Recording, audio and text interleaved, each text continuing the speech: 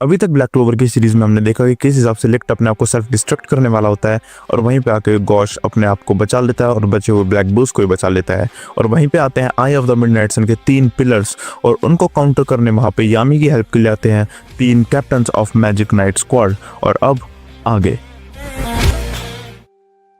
Now अभी 3 member लिक्ट को heal करना शुरू करते हैं और अब मैजिक नाइट कैप्टन्स की इन पिलर्स से फाइट शुरू होती है। सो ये बंदा तुम देख रहे हो, इसके पास नेस्टीएस्ट मैजिक है और ये है कॉपी मैजिक। और ये यामी की मैजिक स्क्वाड जो होती है डार्क स्वॉर्ड उसे कॉपी कर लेता है और लड़ना शुरू करता है।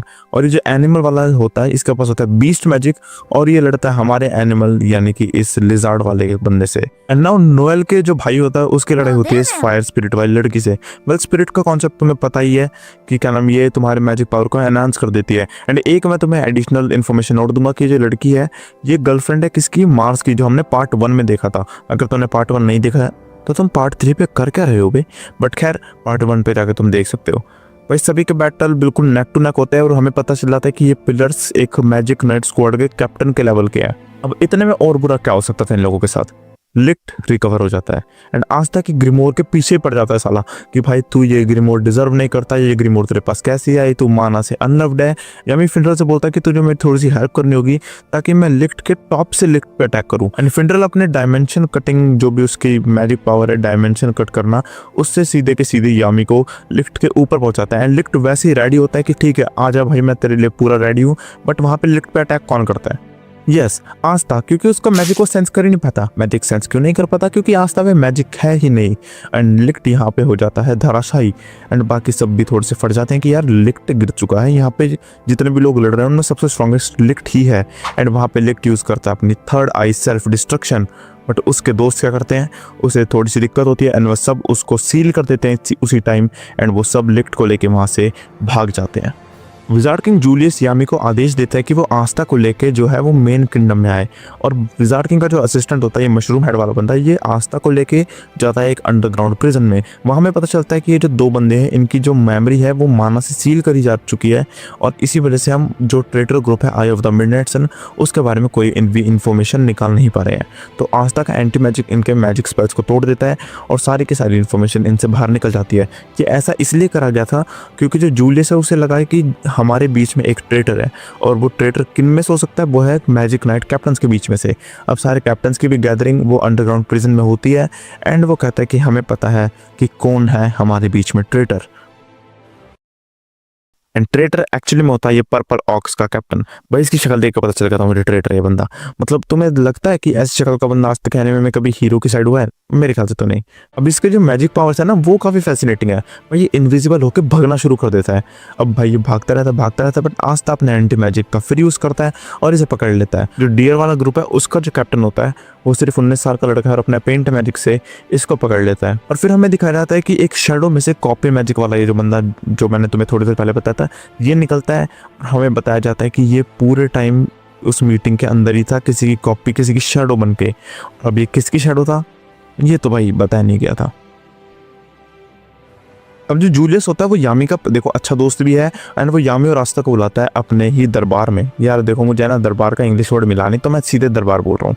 अब ये इन्हें बताता है कि जो मैजिक स्टोन्स है उनका सीन क्या है। उसके हिसाब से विजार्ड किंग जो है ये कुछ बताता है कि शायद इनका कुछ रीबॉर्न या रीबर्थ वाला सीन है एंड इसीलिए इन्हें मैजिक स्टोन्स चाहिए। हमें पूरी तरह पता नहीं कि इनका मेन ऑब्जेक्टिव क्या है। अगर इन्हें 4 स्टोन मिल गए तो पता नहीं क्या होगा बट कुछ तो गलत ही होगा। तो भाई विजार्ड किंग बताते हैं कि 4 में से 1 स्टोन की लोकेशन हमें पता है, वो है अंडर वाटर टेम्पल में वाटर स्टोन। एंड ये मिशन मिल जाता है ऑब्वियसली ब्लैक बुल्स को। अब भाई थोड़ी बहुत ये चीज़ें मैं वैसे कवर करता नहीं हूँ एपिसोड्स में बट थोड़ा तुम्हें मज़े देने ज़रूरी हैं इसलिए बता देता हूँ कि भाई ये बीच पे जा रहे होते हैं। ऑब्वियसली बीच पे क्यों जा रहे हैं भाई, अंडर वाटर टेम्पल बड़े रेगिस्तान में तो होगा नहीं, ऑब्वियसली बीच के आसपास ही होगा ना। तो भाई वेनेसा नोएल को बुलाती है शॉपिंग के लिए एंड कुछ क्रेजी स्टफ यहाँ हो रहा होता है तो देख सकते हो तुम। And yeah Aastha is one relatable character.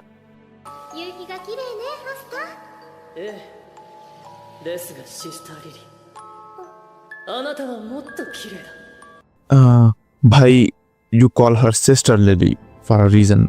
भाई उन्हें रात को एक लड़की मिलती है जो कि अंडर वाटर सी टेम्पल में गा रही होती है, मतलब अंडर वाटर सी टेम्पल में नहीं गा रही होती है, बट वो अंडर वाटर सी टेम्पल की एक सदस्य होती है, एक मेंबर होती है। अब भाई ये गर्ल एक आइडल बनना चाहती थी। आइडल से I can remember only one isekai, जो कि मैंने सीजन 2 पे ड्रॉप कर दिया था। अब इस एपिसोड में ज्यादा कुछ तो नहीं होता, बट नोएल बस अपना मैजिक कंट्रोल करना सीख जाती है, क्योंकि अंडर वाटर में जाने के लिए तुम्हें वाटर का ही मैजिक चाहिए होगा। कैसी कैसी बेसिक चीजें बता रहा हूँ मैं तुम्हें। वेल हाँ, थोड़ी सी दिक्कत जरूर होती है, but they reach the underwater city and Astha अपने न्यू लुक के साथ या न्यू एंट्री के साथ उस अंडर वाटर सिटी में एंटर करता है। भाई सिटी के लोग पागल हो जाते हैं कि ये ऊपर से लोग आ गए, बट मेन चीज पे तुम्हें लेकर चलता हूँ। ये जाते हैं टेम्पल में, जहाँ एक प्रीस्ट होता है जिसके पास होता है अंडर वाटर का स्टोन। एंड ये प्रीस्ट कौन होता है? उस लड़के का दादा। तो भाई ये प्रीस्ट और यामी ये गेम शुरू करते हैं। गेम में क्या होता है, 2 टीम होगी, 9 मेंबर होंगे, जिसके मेंबर पहले खत्म वो हार जाएगा। अगर ब्लैक बुल्स जीते हैं तो उन्हें अंडर वाटर स्टोन मिल जाएगा। अब भाई फाइट शुरू होती है और डायरेक्टली ब्लैक बुल्स 9-5 से लीड कर रहे होते हैं। मतलब वो अपने चीतों ने इतने एपिसोड में कुछ तो सीख ही लिया है। अब मैग्ना और लक फाइट कर रहे होते हैं फादर से, किसके? इस लड़की के। और उसका फादर यहाँ पे सबसे ज्यादा स्ट्रॉन्गेस्ट है। आस्था के अगेंस्ट कौन होता है? आस्था के अगेंस्ट होता है उसका भाई काइटो। अब मुझे ये नहीं पता मैं काइटो की प्रोनाउंसिएशन सही कर रहा हूँ या गलत, बट काम चला लो यार प्लीज। नाउ अगर मैं तुम्हें करंट स्टेटस बताऊं तो चीज़ ये होती है कि Konoha versus Noelle, Kaito versus Asta and Luck and Magna versus उसका फादर, ये 3 फाइट एक साथ चल रही होती है। एंड लक और मैग्ना की फाइट में एक छोटी सी इंटरफेरेंस हो जाती है। The beast magic guy from the eye of the midnight sun arrives.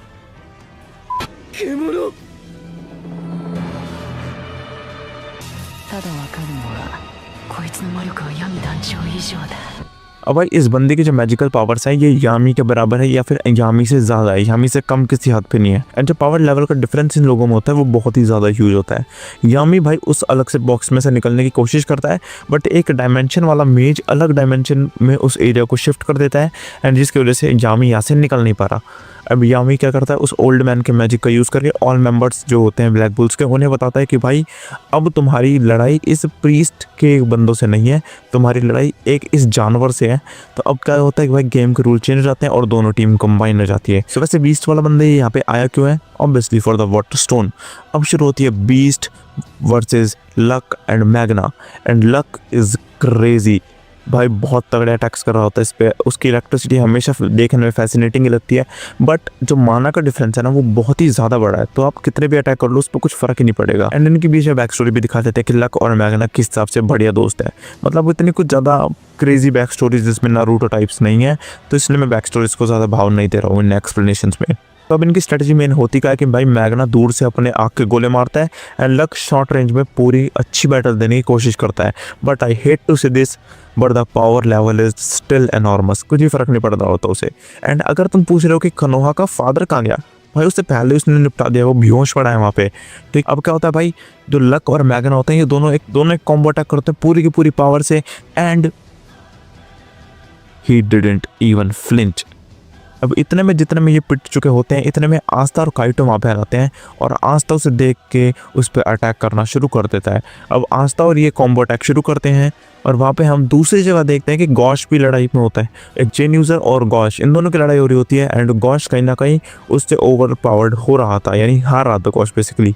ठीक है, अब वो चेन यूज़र क्या करता है, वो गॉश का क्लोन डिस्ट्रॉय कर देता है। बट दूसरी टाइम जब वो ऐसे ही कुछ ट्रिक कर रहा होता है तो गॉश उस पर अटैक कर देता है और वो जीत जाता है। और हमें पता चलता है कि जो गॉश का दूसरा क्लोन था वो क्लोन नहीं था, वो एक्चुअली में ग्रे था उसके नए ट्रांसफॉर्मेशन के साथ। अब गॉश और ग्रे आगे चलते हैं, बट उन्हें मिलती है वहाँ पर चार्मी, जो कि खा पी के बढ़िया सो रखी होती है। एंड चार्मी को बचाने के चक्कर में, मुझे नहीं पता ये क्यों बचाने का है, वो बढ़िया सो तो रही थी भाई, ये दोनों ही फंस जाते हैं। एंड भाई जितने में ये पिटने वाले होते हैं वहाँ पे ग्रे क्या करता है, एक रॉक को एक खाने का आइटम में ट्रांसफॉर्म कर देता है, जिससे चार्मी उड़ जाती है एंड उन्हें बचा लेती है। एंड हम ग्रे का असली ट्रांसफॉर्मेशन देख लेते हैं, क्योंकि उसके जो माना एनर्जी है वो पूरी की पूरी ड्रेन हो चुकी होती है। And grey is a girl. Well हम आस्था के बैटल पे कंटिन्यू करते हैं और वहाँ पे भी भाई जो माना डिफरेंस ही बहुत ज़्यादा है। वेल आस्था और उसमें तो माना डिफरेंस ज़मीन आसमान का फ़र्क होगा, क्योंकि आस्था में तो मैजिक ही नहीं है। तो भाई वो आस्था की वीकनेस पता कर लेता है। आस्था अटैक्स अच्छे कर रहा होता है, उसके मैजिक को काट रहा होता है, बट वो आस्था की वीकनेस वहाँ पता कर लेता है। आस्था की वीकनेस है लॉन्ग रेंज अटैक, स्पेशली जब वो नॉन मैजिक ऑब्जेक्ट से होते हैं, क्योंकि आस्था उनको काट नहीं सकता, उसे उन्हें डिफ्लेक्ट ही करना होता है किसी तरह। तो वो क्या करता है, आस्था को हाथ से पकड़ लेता है, उसको बुली कर रहा होता है एंड वो मारने वाला होता है उसे। इतने में वहाँ पे नोएल और कोनोहा आ जाती है और कोनोहा की जो सिंगिंग एबिलिटी है वो भाई यहाँ पे काम तो कर रही होती है। सो ऐसे बैटल में जहाँ ऐसा जानवर लड़ रहा है और तुम्हें दिख रहा है कि इतना ज़्यादा जो है गैप है तुम्हारी पावर लेवल में, तो भागने के अलावा यहाँ पे बेस्ट ऑप्शन क्या है? नहीं, तुम गलत हो, क्योंकि सही जवाब है नाच गाना करना। थोड़े से मनोरंजन के बाद काइटो यूज करता है कॉम्बो स्पेल सी गॉड स्लैश। नाम बहुत तगड़ा है बट अनफॉर्चुनेटली सिर्फ नाम ही तगड़ा है। मतलब इतना बुरा भी नहीं था, काइटो की स्पीड बढ़ जाती है एंड वो अच्छा लड़ रहा होता है।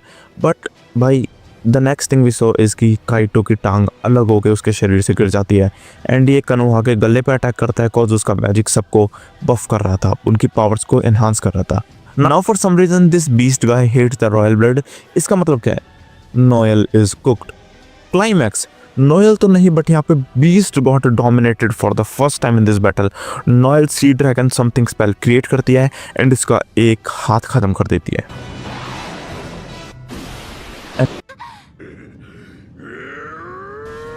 नाउ जो अगेन जो ट्राइब्स के विजुअल तुमने पिछले एपिसोड में देखे थे, जो लिच को आ रहे थे, वही इस बीस्ट को आना शुरू होते हैं एंड नाउ थर्ड आई उस बीस्ट के सर से निकलती है एंड हिज माना एबिलिटी गॉट 2x।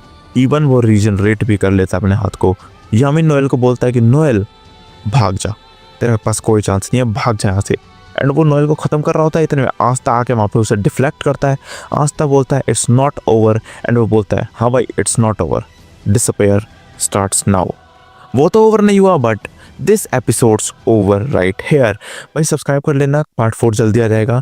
एंड यार अगर तुम्हें वीडियो जनरली पसंद आई है तो लाइक ज़रूर करना, सब्सक्राइब कर लेना क्योंकि मैं ऐसी वीडियो डालता रहता हूँ। एंड पार्ट 2 तुमने अगर नहीं देखे तो वो देख लेना, सोलो लेवलिंग के ऊपर वीडियो डाली थी उसे देख लेना। एंड पार्ट 4 के लिए स्टे ट्यून्ड रहने के लिए सब्सक्राइब ज़रूर कर लेना। वेल मिलते हैं पार्ट 4 में।